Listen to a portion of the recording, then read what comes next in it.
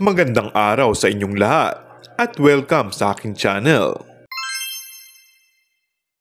Ayaw paawat sa blessings na natatanggap si Kim Chu dahil may panibago na naman itong endorsement.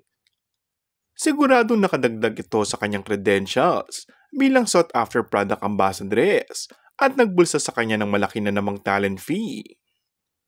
Ang bagong endorsement na ito ni Kim ay ang paghilera niya kay Ann Curtis na isa rin sa endorser ng isang kilalang biscuit brand. Pumantay na nga si Kim sa tinaguriang Diyosa na si Ann na makikita mismo sa IG post ni Kim na kuha sa kanilang pictorial at commercial shoot. Sa umpisa ay hindi mapapansin si Ann dahil sa unang bahagi ng video post si Kim muna ang nakasalang. Pero sa ilang segundo lang, makikita si Ann kasama pala sa project. Gayon din si Darren Espanto at Jong Hilario. Lumalabas na kinabog ni Kim ang iba nilang mga co-host sa It's Showtime dahil sa project na ito. And that's all for our today's video.